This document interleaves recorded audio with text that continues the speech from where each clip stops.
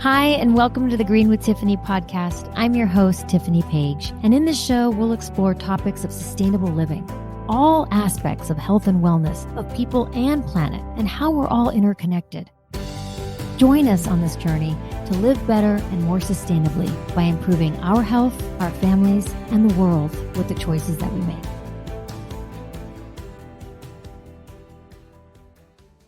Well, hello. Welcome, everyone. I am very excited to bring to you a special guest today about a topic that really has been the driver of Green with Tiffany for a long time. We are here with Sheila Morovati, and she is the founder and president of Habits of Waste. And it's really an impressive organization, a nonprofit that is focused on changing people's habits in their daily routine and trying to bring together collective change through individual action. So thank you so much for being here, Sheila. How are you?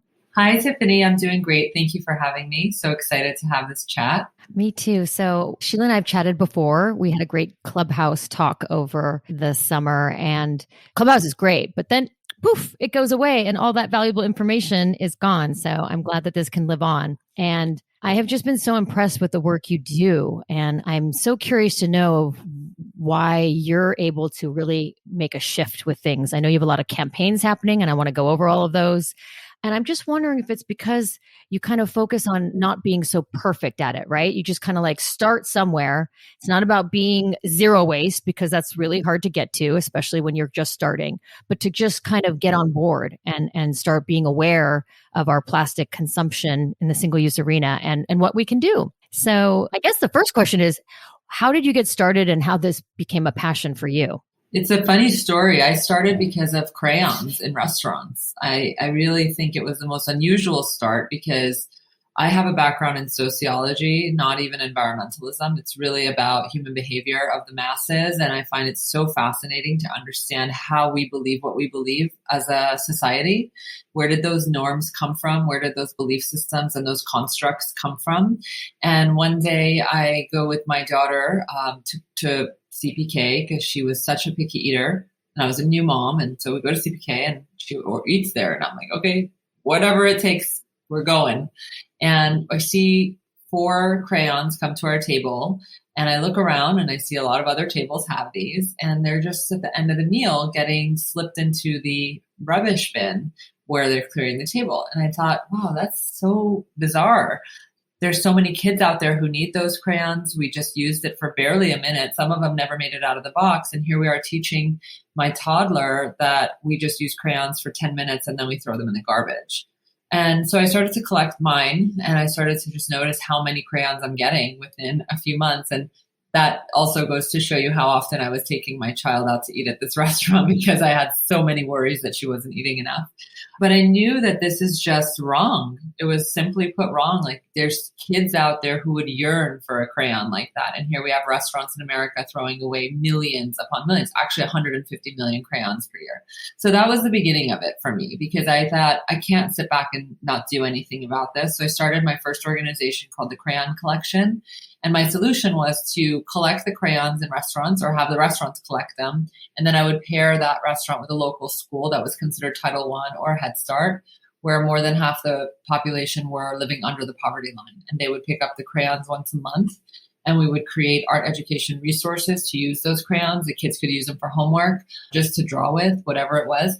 And it really became a great solution to a problem that I think not only was it just a problem of our landfills being overly full, but also for our kids learning this behavior that, again, is just like a norm that we throw away perfectly good crayons. And I'm really proud of the work I did there. And that's the beginning of my journey to where I am today.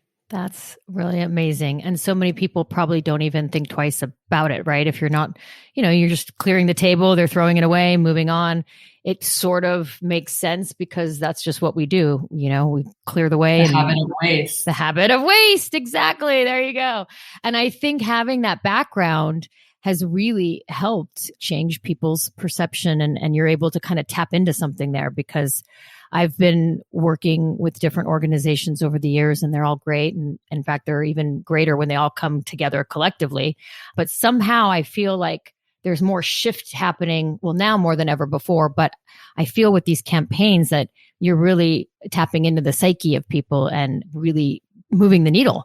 And so when I met you, it was on the part of the cutout cutlery. You were trying to get into kind of mandate moving out single-use plastic cutlery. But before that, did you do straws? Did you move from crayons to straws? It was interesting because as I was in those restaurants eating with my kid and seeing all these crayons going around and being thrown away, I also noticed that every table around me was like maybe 2 people had 6 straws on the table.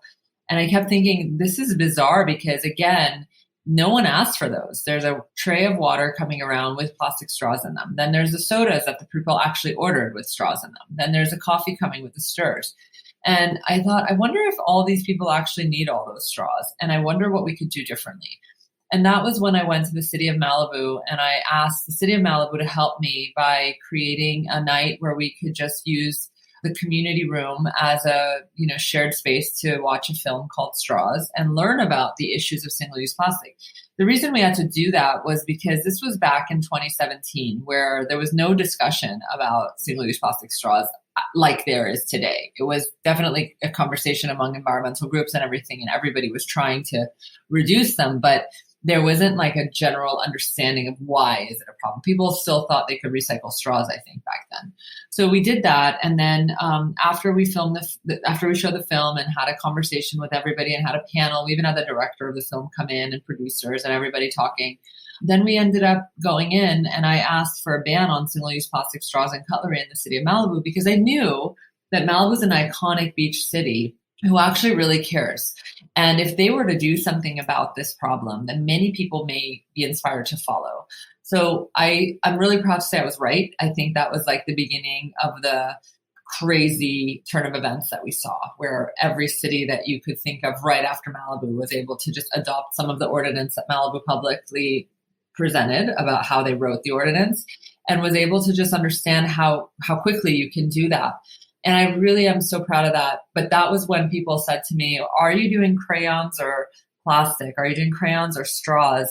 And I kept explaining to everybody, but it's all a habit of waste. Like we're not noticing what we're doing and how much we're damaging the planet. And so that's when I actually started Habits of Waste. And it's all under the same family. It's all under the same tax ID number, nonprofit, but it is kind of like 2 separate programs because the crayons really focuses on art education and taking all those used crayons that were otherwise going to the trash, but like really benefiting children and their outcomes in their education are so affected by art education. And then we focus on single-use plastics and now plant-based eating and, again, other behaviors that we just may or may not even notice that we're doing. But sometimes when someone shines light on it, we are able to say, oh, wait, I could do that differently. And there's no shame. There's no blame. There's no doom and gloom. It's just like it is what it is. And how can we do different things? And we empower individuals to take back ownership of their role on this planet. Like we are a part of this planet. We come from this planet. And I think we are so disconnected from that connection at this point. And what we try to do at Habits of Waste is reconnect people and remind them that you still have a lot of power. All these corporations are watching what we do and they make their decisions. And I know that it takes the individual and the corporate level and the government level to make real change happen. But I believe strongly that it starts with us. Absolutely. And the combination of voting with our dollar as well as creating these ordinances and bills that go through creates the change. And the straw was a big one. I think that definitely was the start of plastic waste and single-use plastic because I never use a straw. You don't need a straw. And so many times they just lay them down on your table at a restaurant. And then even when I handed them back, there was a time where you weren't allowed to hand them back. So once they're on the table, that was it. They're going to get thrown away. So I would always try to stop them before, like, no, don't bring me a straw. Yeah, it's true. I think that's why, Cutout Cutlery was such a successful campaign because it wasn't a ban at that point. Cutout Cutlery, we just wanted food delivery applications to change their default setting so that users don't have to fight their way to like say, please don't send me anything and writing notes and everything. It's just the new norm became that no one gets plastic cutlery unless someone requested it.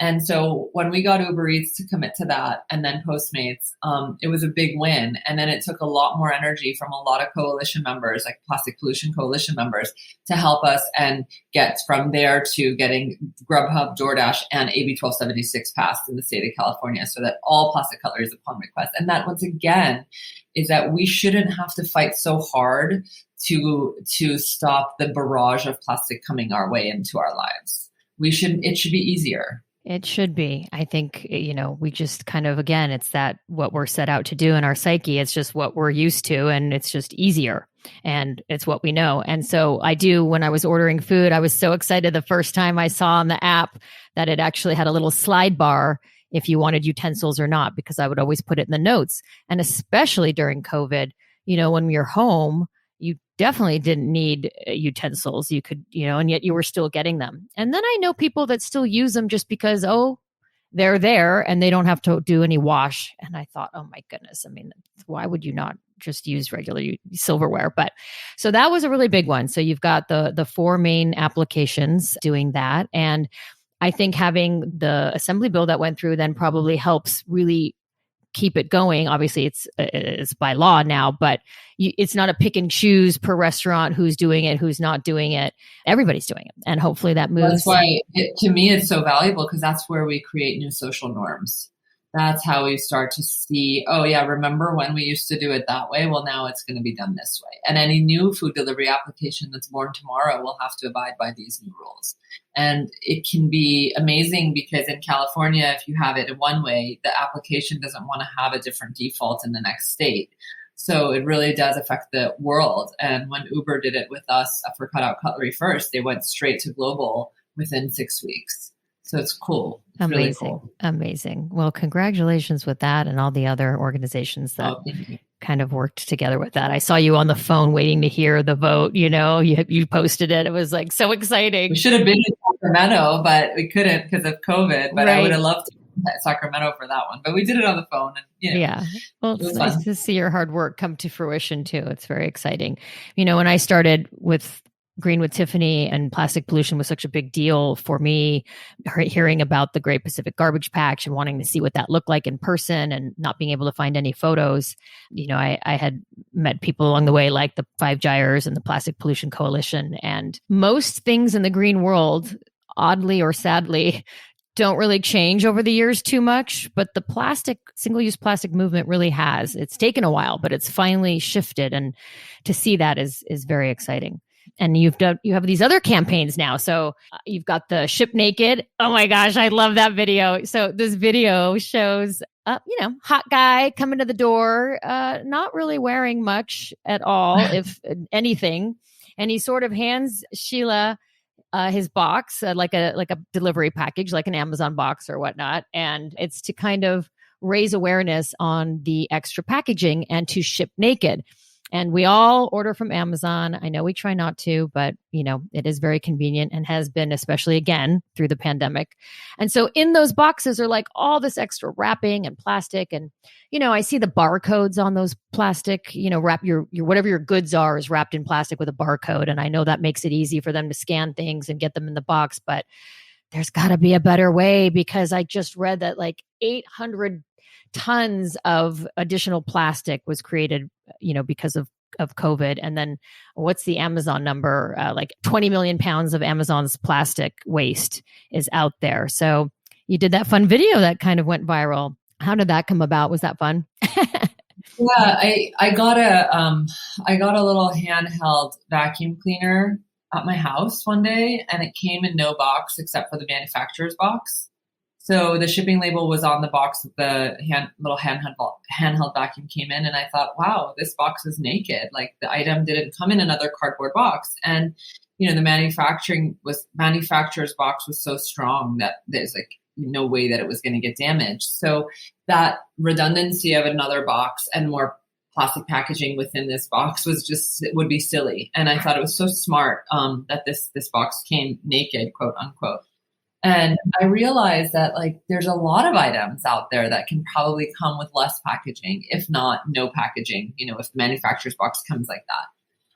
And I wanted to start to rethink things. I don't like to just take a problem that's the way it is and then try to band-aid it. I want to like go to the root and see how can we do things just totally different, like just reinvent it, right? So I ended up with this idea that what if we had a video of a naked delivery man delivering a toaster that was coming from the manufacturer straight, like we bought it through Amazon, but we just had the shipping label on there and everything. And, it's not a perfect solution, but that particular video is meant to just say, like, how can you think about your company is putting out a package different than what you see right now? Like, what can you remove? And it's working. Like, I just got a package from Nike and it's all recycled cardboard. And that cardboard is very easily recycled because there's no tapes or glues or anything on it. It's brilliant. Zara, same thing. We now see frustration-free packaging options on Amazon. So it is happening. But once again, we're telling individuals out there, when you get a package with all that junk in it, use hashtag show us your package and tag the company. Let them see we're annoyed. We're tired of it. Like, get in there and share your feelings. And everybody out there has a few hundred followers on social media. Use them. Like, it's a really great outlet to get these companies to listen. And the more they get tagged and more hashtags are used and the more people are kind of calling them out, it's like they don't want to be the bad guy. They want to shift and do better. And that's why I was so pleased this year to get some packages from Nike and seeing that they're in that, recycled cardboard. And I just saw a huge investment made in one of these cardboard recycling plants where it takes like the pulp of the cardboard and like reuses them into new cardboard. So I think there's something there. I think it has legs. We want to keep pushing it, and it's a fun campaign. And I guess like we try again very hard to come up with ways to get into the mindset of the average person who may not be considering themselves an environmentalist, and like, how do you do that? So Cut Out Cutlery, we had a really fun video on that one. We did the same thing with, again, Ship Naked. We have another campaign coming up that we can talk about in a few minutes, I'm sure, but it's called Lights, Camera, Plastic. And we just come up with fun ways to get people to engage. I haven't really ordered much furniture. A lot of my furniture in the past has been given or something on at the time, like Craigslist or, so I ordered furniture and these giant boxes come with so much styrofoam, and I wasn't expecting the styrofoam. And I actually take, we have a recycling bin, but I take it to the recycling center just to make sure that it actually is all part of the cardboard, bin. And wow, they actually moved it out of their large bin and just have it out because it is stacked so high, because everybody's ordering and there's so much cardboard. It was really unbelievable. It was like a huge mountain, and they had a machine coming and scooping it up. It does make a difference to try and limit that where you can. So yeah, let's talk about lights, camera, plastic. That is such a good one. I think when you see things on TV, it's almost funny because I think about, there's the product placement that companies use. And before you had to have, and sometimes you still do, like if it's Coca-Cola, and somebody's drinking it, you have to show the can, and the can has to be visible, like my little chihuahua here. But now you don't even have to necessarily show the can's label. Like, it just kind of is that subliminal message, like, oh, they're drinking Coke, because you see it and you just internalize it. And so that's the same with plastic. So when you see all the people that are drinking from plastic cup with a straw, or they're eating a salad out of a plastic clamshell, that's the norm that we see. And we don't think twice about it. But when you see somebody using a reusable water bottle, I get so excited when I see that, or when I see them using a reusable straw. It's great. So tell us a little bit about that. And what I love about what you do, Sheila, is that you give action solutions for people to do. So you bring the problem to the forefront, but then you make it easy and give all the steps that you can take. So there's that, you can go into it a little bit, but the letter, that's an example, and the watermark on the script, so that people really know what this is and why, and understand it. So tell us about lights, camera, plastic. Yeah. Smoking was took a huge nosedive when they took it off screens. And I realized that that's a really interesting history right there. That's like a telltale sign that what we do on screen affects society and our behavior and what we perceive as okay or normal or whatever else. There's a lot of conversations right now going on with diversity and inclusion on screen, and making sure that there's a representation of people from all different backgrounds and races and ethnicities. And I started to think about all of these changes that we're making And I realized, well, why are we seeing so much single-use plastic? Who's making the decision out there that we're going to, like, billions upon billions of people are thinking this is okay because our favorite friend on, Friends is drinking from a plastic water bottle or whatever else it might be. And I realized that many times it's just one person who's setting up a scene on a production, and it's a set decorator or a prop master or something.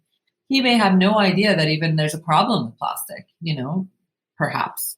That person may just be doing their best to create a scene that's just as much like society as possible. And so I started to do some interviews and asking people who worked in the industry, like, what are you trying to do here? Why aren't you using reusables when it's a restaurant scene, for example? And they're like, well, we just want to emulate society. It's not my job to decide if this should be a green set or not. And I'm thinking, okay, well, I believe that, a green set doesn't have to be dictated by whether or not you have a reusable or plastic water bottle. I think having a plastic water bottle says just as much as what a reusable would say. So I think there's an issue for sure with the perception of what goes on and off screen. So then I realized that, okay, we need to help close that gap. So I created Lights, Camera, Plastic so that everybody on a production could know that reusables in place of single use is preferred. So that there's no creative freedom being had if a prop master decides to put a reusable anything versus single use.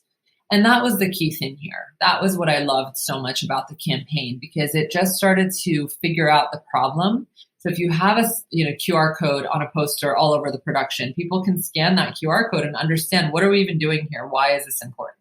Or putting a watermark on the script. No one's going to pinpoint that person who set the scene up and say, oh, you created a green scene, or why did you pick reusables or whatever else. It's just the norm of the set. And then finally, we had a letter created for the executive producer or the director to communicate with the entire crew that the culture of this set is going to be reusables wherever possible. Additionally, people who are not in the entertainment industry have the opportunity, like many of our campaigns, to go on our website and basically click once and have emails sent out asking all the guild members, Directors Guild, Screen Actors Guild, Writers Guild, etc., to inform their community members that this exists so that they can also know that there's an option that's quite easy and zero cost to be implemented in their next production. So we really want to give outsiders a voice to impose our opinion on a certain culture or subculture. So whether it was like the food delivery applications, we sent 14,000 emails to get, all those food delivery applications to understand. And it's just going to like info@ubereats.com or whatever the customer service line is. But when you get 14,000 of the same exact email from different customers, you're going to start to notice like people are speaking. They don't want this junk anymore. Who do we take it to? Do we take it to the president of the company? Do we take it to the sustainability people? Do we take it to the developers? And then something happens. We have other campaigns as well that we really feel that these emails are helping. We're sending emails through Ship Naked to Walmart, Amazon, and Target right now, but also tagging companies left, right, and center. So there's a lot of really wonderful ways to get action made in our work here. And I'm happy to see some of it's happening. For sure. Yeah. Well, I will send I will send one to the Lights Camera Action program for sure, to the SAG union, because I think that's such an important thing to see, because that will target really masses of people to see that and for sure make a shift there. What do you think about the plastic bag ban? So that went into effect, I think, in like March of 2020. And we've had issues with it over the years, like trying and then it fails. And so what I notice now is that if I ever do get a plastic bag, which most of the time I opt out, but it's this very thick plastic bag. So technically, I guess what they've been able to kind of sideline is that it's a reusable plastic bag.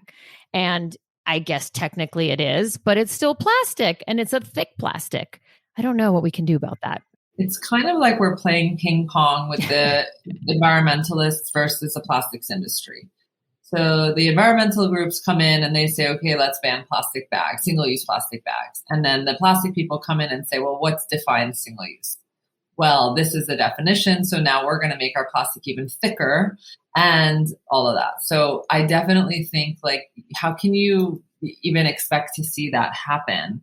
As an environmental organization, you probably would never believe that someone would say, okay, I'm going to come up with something even thicker, to solve the problem of the thin single-use plastic bags.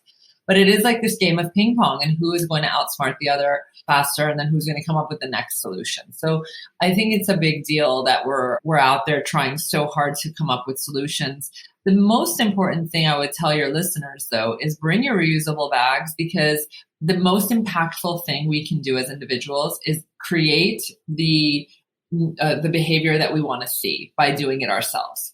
So charging, for example, 10 cents for even a cup at Starbucks, there's less likely change making it's going to happen by charging 10 cents compared to people in line holding their reusable ready to have their coffee refilled, because people are starting to see, oh, he's bringing his reusable, she's bringing a reusable, I want to do that too. It's just the nature of our mindset, the kind of community mindset that we have, that we want to be like everybody and do the things that everyone else deems as normal and acceptable. Yes. And then there's the, I'm sure you've seen it, that commercial from the American Beverage Association, and it's bring back your bottle. So all these ways that the plastic companies are fighting to keep their plastic in place. And really, it's, just such a design flaw to be, all these items are used for a very short amount of time. And, just to clarify, because some people come and say, well, plastic has, great use, and it does. It's a very strong material and we need it for many things. But what the specific, and, I know there's people that are zero waste and don't want to use any plastic in their life. And, and we can all try to get there. But this is very specific to these single-use plastics, which are items that we use for a very short time, whether it's a water bottle or a grocery bag or the cutlery or a straw, things of that nature that you just use once. And sometimes we're talking for just minutes, and then we throw them away, and then we think they're getting recycled.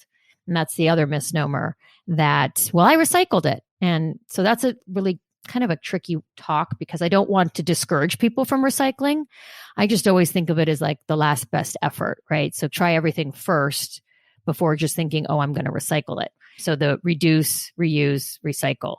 But with that, I just wanted to touch on that commercial, and it's actually a very well done commercial. Everybody's very happy about bring back the bottle, and they're speaking of a new type of plastic. Because the other thing that people don't know is if you have a single-use water bottle, when you recycle it or throw it away, it doesn't become a water bottle again. It has to be downgraded into something else. So maybe it's stuffing for a jacket, or it's a park bench, or whatever else it can be used for, but it can't be a water bottle again. Whereas this one is saying it can be. I just wanted to know if you had any thoughts on that. Yeah, I mean, for me, I consider recycling wish cycling, because you put it in there and you wish that it will get recycled. You just hope that will be part of the 9% of plastics that's getting recycled, if that even. So I agree with you that we say refuse, reuse, rethink, do whatever you can before you recycle, because it's really a pretty long shot if that item is actually going to get recycled. The commercial that you're referring to, I saw it and I was pretty disappointed again, because the companies that are creating all this plastic are still not taking ownership of the waste that they're developing. And they're telling us that we can actually recycle that when there's no infrastructure out there to manage that quantity of plastic that's coming out into this world. That's just the bottom line. You can just talk about that all you want, but when there's no infrastructure to be had for this quantity. And back in the day when we were able to send our plastics to China to recycle, that was one option, but then they said, hey, no more. And so since then we've had, an even bigger problem. So I definitely love when environmental organizations push for the people who produce the plastics to figure out what to do with it afterwards, and really figure out what to do with it. But things like it's almost like, I don't know if you've ever seen My Big Fat Greek Wedding. Yes. But where the dad says he puts Windex on everything because he thinks it's just going to solve all the problems. Well, that's how I think the plastics industry is touching on recycling, that they just say, oh, recycle it. Well, it'll be, and they just can try to consistently convince us that it's our job to recycle it, even though there's no infrastructure for recycling. And that is not really going to solve the problem at all whatsoever. So we just give people some peace of mind to keep buying the products. And it's really sad, actually. So yeah, that's my 2 cents. It is such a misnomer. I still do take all my recyclables to a recycling center, just like I said, for cardboard or things or glass, just because I want to make sure they really do get recycled. Not that they don't get recycled in the recycling bin, but I always think that if you have a glass bottle and it just shatters everywhere as it goes into the dumpster. So it's just part of my thing, my home away from home. But I used to take, you do have some plastic in your life. And so I would take it to the recycling center, which the one I went to in Santa Monica is no longer there, but its sister company is in Glendale. And they only take back water bottles and a few different types of, bottles. They don't take back what they used to before. And that was, I think, when everything was being shipped to China, which again is really not a solution, just to like push it off to another country for them to bury it or burn it somewhere. So yeah, so now, so people that think, and this is in Los Angeles, and we think all these items are getting recycled and they're not. And then there's cities and states across the country, like you said, that have no infrastructure and are really, I was in New Orleans, there were no recycling bins. Nothing was getting recycled. So yeah, I think it's important to kind of shift the mindset like you're helping to do with changing behavior. And I think that just is going to make such a difference. And then we have the compostables, those things that you see that are made of corn and potato and all that in the restaurants that are really trying so hard and spending more money. And I feel for these restaurants because they really want to do the right thing. But guess what? Those behave just like plastic unless they're composted in an industrial composter because they have to reach 180 degrees Fahrenheit. Well, I live in LA and the closest composting facility is 150 miles away. So nothing is getting composted. And the chances of it actually getting to a compost are tricky because no one wants to ruin their compost with something that looks like plastic either. So then the things that are actually compostable, that are for foods and things like that, when they see any of these items in there, they're worried. Is it plastic? Is it not? I'll just throw the whole thing away. So I really just want to put out there that like compostables aren't even the answer either. It's really about reusables and just consistently finding reusable solutions. That's it. For sure. That adds a whole nother level because then if you think about if it's a plant-based plastic like a corn, now you're growing food to then make into a plastic, then is still used for a very short amount of time. And now could, in a sense, contaminate the bottles that are being recycled because people can't tell the difference between which is which. And then the whole lot of them get thrown away, like you said, because there's no industrial composter. So it's a little tricky for people. And most people probably don't spend enough time, researching this all. And so they just go by with what they're told, which is, oh, you can compost it. Oh, okay, great. But that's not really happening, unfortunately. So what is on the table now? You've got these. So you've got the cutout cutlery that has had some huge wins. You're working on the lights, camera, plastic. The Ship Naked is definitely a good one. I do want to talk about your 8 meals as well, which kind of brings in another aspect to habits of waste and how it all works together. And, Green with Tiffany is, like you were talking about your crayons and plastic. Well, like, which is it? And it's really all under the same umbrella of waste. And that's kind of my talks of who I talk to is really about green living in a sense of all the different topics under that umbrella. So it could even be, holistic health to plastic pollution to organic foods. Like it really is all connected once you start to get there. And so I really think it's important to see that. And with the 8 meals, which is an app, it's a great app and I have it and it's got some trivia on it, which is fun. It's got recipes. You can share the recipes. It's really a well done app, by the way, Sheila. It's thank you. So great. You can share your own recipes on there. And so it talks about 8 meals per week and how that really makes a difference. Going plant-based. So if you do 8 meals a week plant-based, I think it cuts your carbon by like 40%. Is that right? So I saw like an equivalent to driving a hybrid for a year if you kind of just need a visual of that. So tell us about the app and how that came about. I don't know if you remember when the Amazon fires came out and the Australia fires and people kept posting things like your hamburger is causing these fires. And I kept thinking that's a very, very strange connection. What in the world are they talking about? And I kept looking into it. Like I knew that, animal agriculture is a huge contributor for greenhouse gases, but one of the things that was part of it was that they're burning down these beautiful, precious, rainforests and forests just to create more space to farm for feed for these animals or to raise more cattle. So it's just a devastating reality. But then I started to do some homework. I've been like a wannabe vegan for many years. And I say wannabe because I've never fully been able to commit to doing it more than a month. And it might have been that I've been like on it for a whole month and then a little something comes up where like a piece of cheese comes into my plate and I like couldn't resist it. And then I feel like, all right, well, I guess I failed at that. I'm not vegan anymore. And then I have to start all over again. And then I give up. And it's just like this really weird cycle. And I always looked up to people who could be so disciplined to eat vegan full time. But then I realized that only 3% of our population is actually vegan. And what about the 97% of us that are not? And I'm in the world of environmental work. And, if it's hard for me and I know so deeply, what this is doing, then there's a problem and there has to be another way. So I started to read on some of the latest studies that have been done. And there was one by the University of Michigan in Tulane that said if all Western cultures cut their animal consumption by 40%, we actually offset enough carbon to combat climate change, period. And that was super powerful to me. The more research I did, the more I learned that it is actually the single most important thing individuals can do on their daily basis, on their life. More than plastic, more than anything. And by the way, everybody out there, please don't use plastic because I said that, but I'm just saying more important than that, more impactful than that is to cut down on your animal protein intake. So I realized like, who in the world is going to see this study?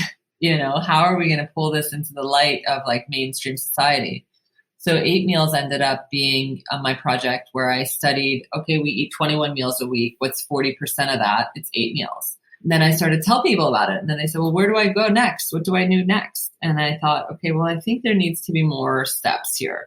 That's where the app came up. And I created this app so that you could kind of learn through the fun trivia games about what the truth and myths are.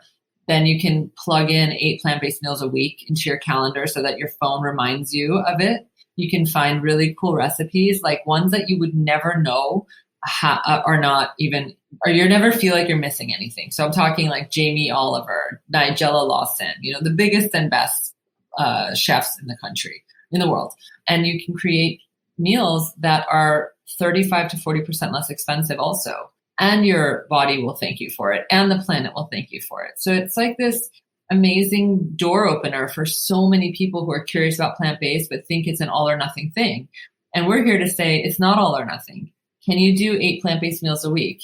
And by the way, here's the best part and the secret that only your listeners are going to get is if you eat 8 plant-based meals, the chances are you're going to feel so good about it that you will want to do more. And it won't be a forced thing. It'll simply be that you naturally gravitate towards that way of eating.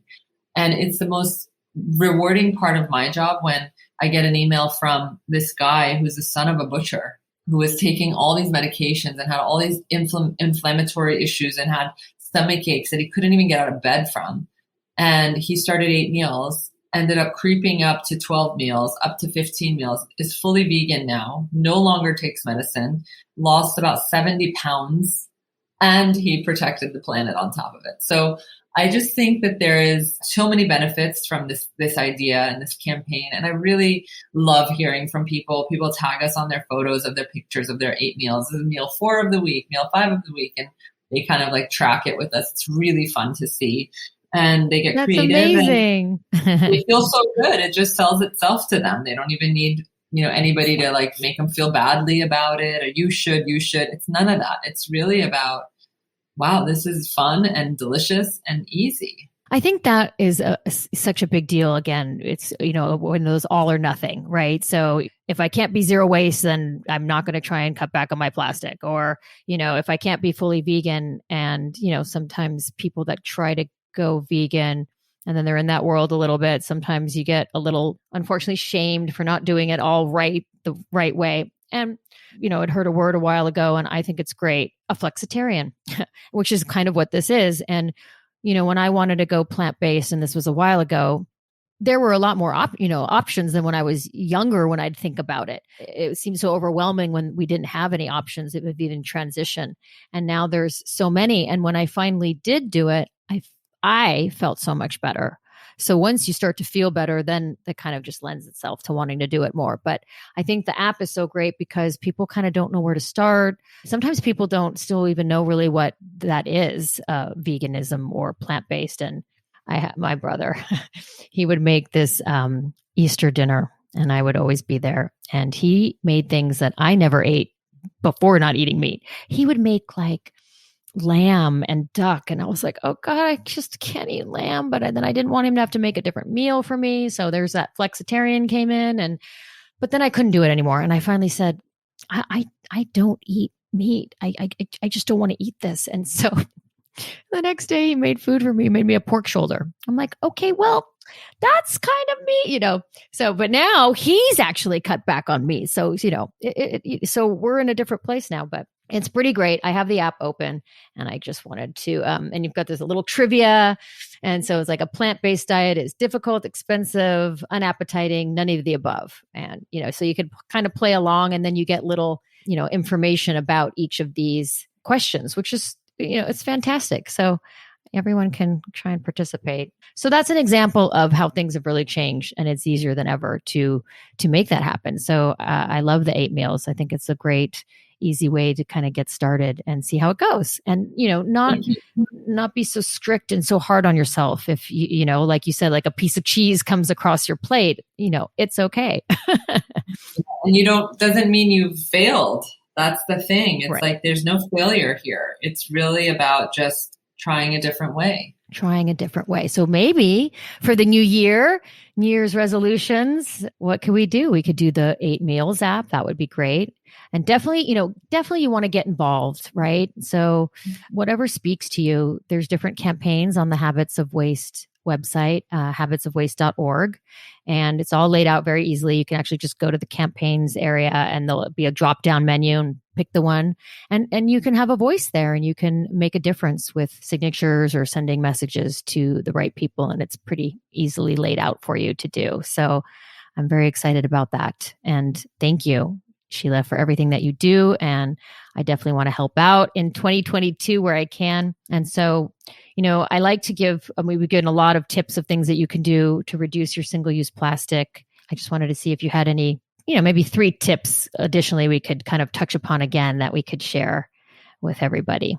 One of my favorite tips is to have a little bag in your car in the trunk of just a couple reusable containers, so that when you eat out and it's like sometimes you're deciding, do I want to take the food home and not contribute to food waste, or do I want to get that plastic container that they're going to put it in? So having a little bag in the back of the car is always one of my favorite things to do. Similar to that, I always have my grocery bags in there as well. I just leave it in the car, and as soon as I'm done with them from the grocery store or the farmer's market, I put them back in the car. Really just like preemptively preparing yourself for the next thing that you're going to do.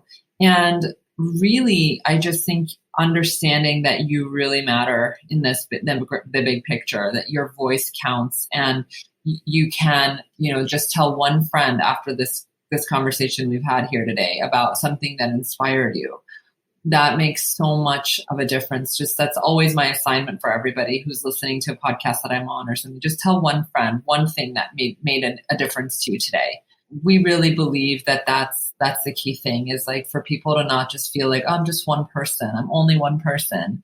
Yeah, you are, but everybody is only one person. And so if we all thought that we don't have a voice or we don't matter or we're just one person, we'd get nowhere in the world. So recognizing that you kind of have to do that first lift a little bit and just remember that I'm going to put my email out there to Amazon or whatever else it might be, or I'm going to avoid bringing whatever I'm going to bring my reusable water bottle so that I don't buy a plastic water bottle. Eventually, if more and more people do this, it's going to start to make a dent. And it is already, actually. So like you said, Tiffany, it is one of the more, finally is coming to something, but we have a long way to go still. A long way to go. Yeah. Individual action for collective change. I read that somewhere on your site and I love that. That's what it is. And when you are at the grocery store, some things that I do, I have the reusable bags in the car, but once in a while I forget them, or maybe I went in for one item and then I come out with a bunch. So I just put everything back in the cart and I wheel it out to my car and then I put it in the bag there.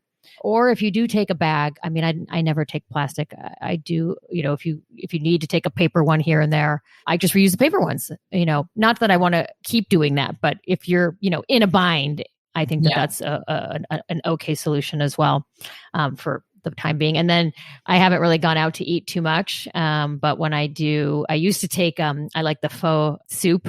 That's a tough one to take, but I got these great stainless steel jars and you could probably do it in LA. If you do it anywhere else, they'll probably think you're crazy. But they would put it in that instead of their styrofoam container. Or if you don't have a container, sometimes I would ask for a little piece of tin foil, because if you can clean the tin foil, then you can have that recycled as well. So there are different ways that you can avoid using plastic. It's just a matter of knowing and being a little bit conscious of it. So yes, thank you. Thank you. So less plastic in the new year as we also come out of COVID and the amount of plastic that has been used of single use, that, when people were very fearful, and we just want to move to a different place with it.